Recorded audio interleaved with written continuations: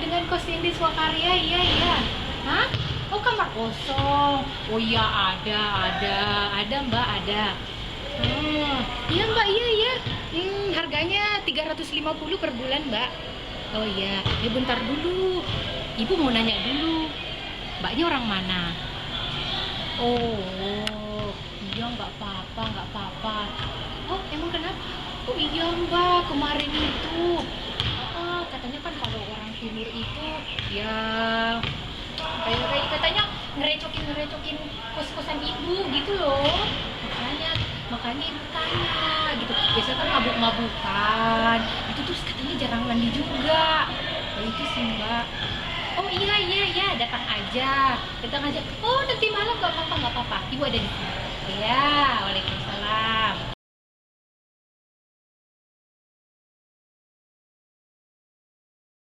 Kalau menurut saya ya wajar sih terjadi hal seperti itu. Tapi seharusnya kalau saya sebagai ibu kos sih, saya tidak memperlakukan dan tidak mengeneralisir seperti itu gitu, bahwa tidak semua gitu orang-orang Papua itu eh, ya seperti itu perilakunya, perbuatannya seperti itu. Tapi kan perlu halnya kita untuk apa ya, untuk mengedukasi, misalnya di kos-kosan itu atau kos-kosan itu tuh ada peraturannya, nggak boleh gini-gini gitu. Kalau si anak kosnya atau yang orang dari Papua itu mau tinggal di situ, ya udah patuhi aja peraturan yang udah yang dibuat oleh bu kos itu gitu ya. Jadi ya dari situ mungkin dia orang Papua itu bisa belajar dan juga bisa memperbaiki dirinya gitu. Nggak semena-mena kita untuk kalau apa ya, langsung mendiskriminasi orang yang itu dari timur tuh nggak boleh gitu kan. Itu namanya juga apa ya, ya tidak bagus gitu. Kalau selama tinggal di Jogja ini sih aku belum pernah menemui ibu kos seperti itu untuk menanyakan hal yang sampai sedetail itu tuh belum pernah. Kalau saya belum pernah lihat sih Mbak. Kalau saya sih belum pernah dengar kalau mereka kesulitan atau apapun. Mungkin ya itu tadi yang saya bilang tadi, mereka justru malah ya mungkin awalnya dari itu kayak ada kesulitannya seperti itu, tapi dari situ mereka berkumpul, terus mereka semacam membuat asrama. Mungkin mereka meminta ke pemerintah yang bisa, pemprov yang di sana untuk tolonglah bikin perwakilan dari kita ini untuk dibangunkan seperti asrama misalnya, atau ya semacam itulah. Tapi ini nggak ada sih saya melihat mendengar kalau masyarakat Papua itu kesulitan dalam mencari kos-kosan atau apa, tapi enggak.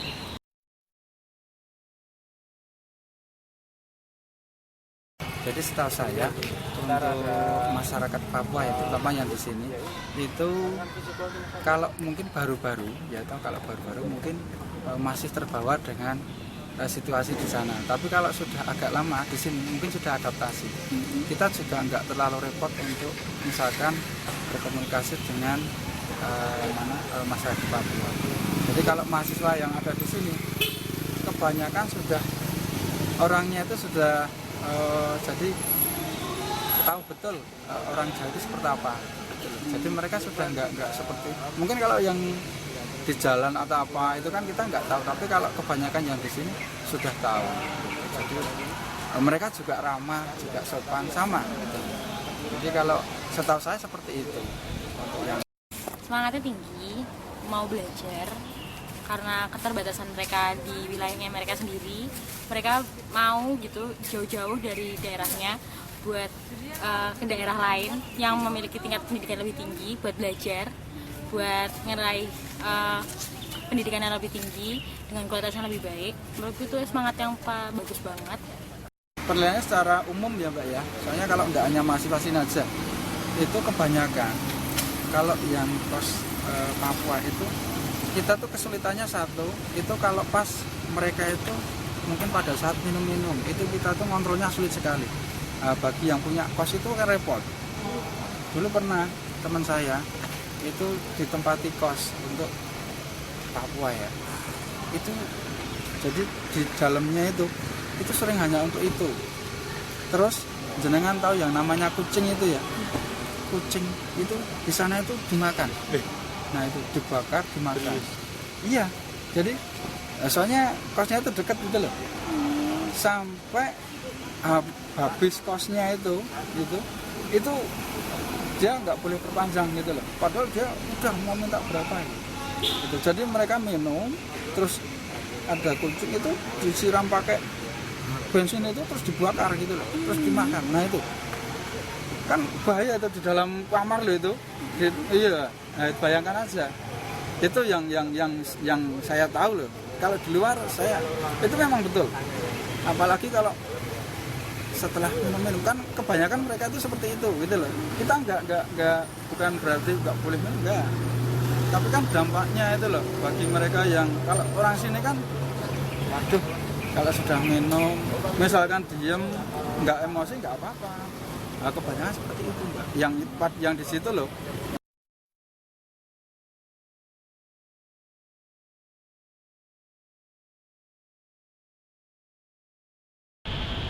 Halo, perkenalkan nama saya Zizan Kristalin Klepon. Saya salah satu mahasiswi Universitas Gadjah Mada di jurusan Kimia, Fakultas Matematika dan Ilmu Pengetahuan Alam.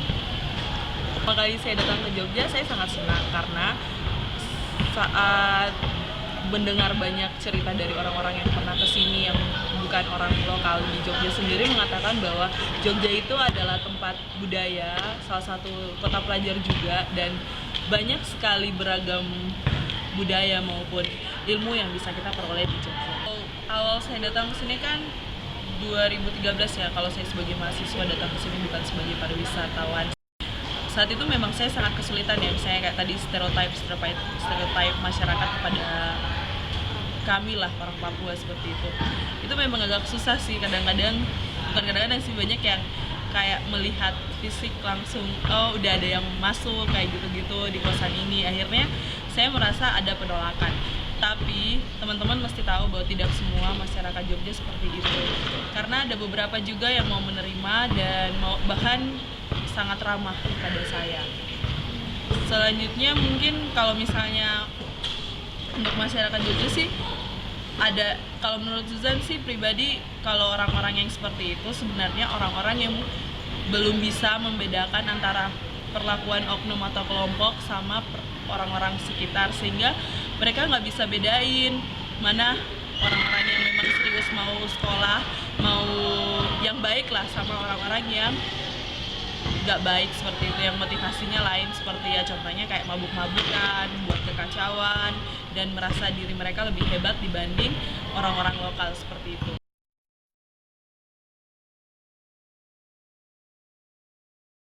Dibilang dari 100%, sekitar 75% akan menolak. Nah, biasanya sih itu kami dapat yang jauh dari kampus gitu loh. Jadi yang jauh dari kampus, dan orang-orangnya sih kayak ya daerahnya juga nggak daerah-daerah yang bagus sih, dan harganya juga lebih mahal.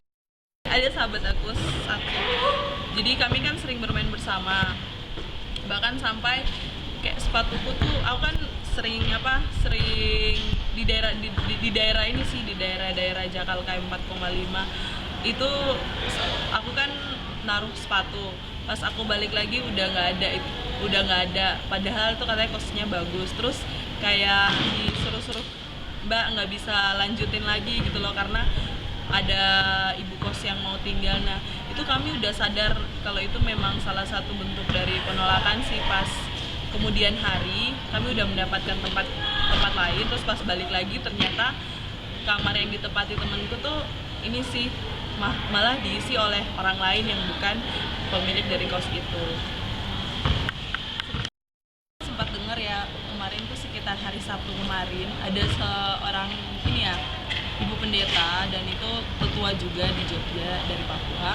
Dia mengatakan bahwa sekarang tuh bukan hanya di lingkungan Universitas Gadjah Mada ya anak-anak Papua di sini, tapi yang di luar Jogja juga, di luar UGM juga banyak. Mereka tuh kesulitan gitu loh cara mendapatkan kos seperti itu sih. Jadi kayaknya semakin parah deh kalau akhir-akhir ini, semakin menjadi stereotipnya gitu terhadap anak-anak Papua.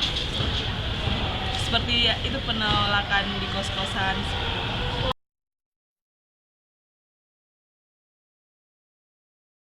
Zan sih sampai saat ini mungkin belum udah nggak ngerasain kayak gitu ya, soalnya Zan juga udah rasa semuanya udah biasa-biasa aja sih, jadi nggak terlalu kayak mainstream anak Papua kayak gitu, enggak, santai aja sih.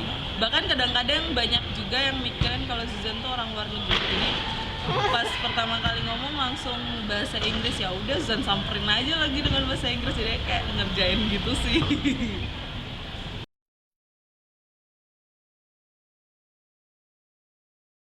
Harapan Zuzan pribadi ke masyarakat luar sih, Zuzan mau masyarakat luar lebih lebih menjalin hubungan yang harmonis dengan kami. Misalnya nih ada dari pemerintah misalnya buat dialog nih sama orang-orang non Jogja sama orang-orang luar, misalnya kayak salah satunya Papua.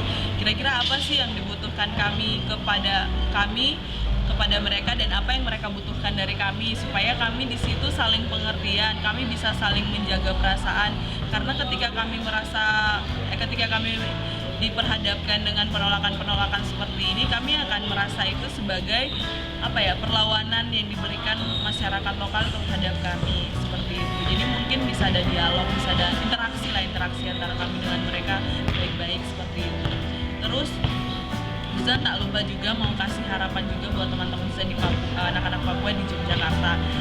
Mungkin itu image yang buruk ya yang memang dilihat orang, tapi ya Zuzan mau memang teman-teman juga ya bisa tahu diri lah istilahnya, biar kita semua jangan merugikan banyak pihak, entah itu satu pihak yang buat tapi banyak pihak yang terkena. Itu kan sebenarnya Zuzan juga merasa dirugikan sih, seperti itu. Dan mungkin satu pesan juga buat masyarakat Jogja, bahwa di Papua kalau yang Zuzan tahu, malahan masyarakat dari luar Papua itu kami sangat menerima mereka dengan ramah, dengan sangat dingin sama mereka, hangat sama mereka, dan kami bahkan tidak pernah memandang apapun latar belakang mereka seperti itu. Jadi kalau bisa ya jangan lihat yang buruk-buruknya lah, lihatlah yang baik-baiknya juga. Terima kasih. Tadi itu sudah tidak semua orang Papua itu maksudnya sama kayak macam misalnya orang Papua yang pas pertama lihat orang Papua satu orang ini dia mabuk minum, jadi semuanya sama kayak gitu. Tidak semua kayak gitu, ada yang datang sini memang untuk belajar. Jadi maksudnya jangan beranggapan kalau semua orang Papua itu sama kriminal gitu, tidak dikenal baik-baik dulu.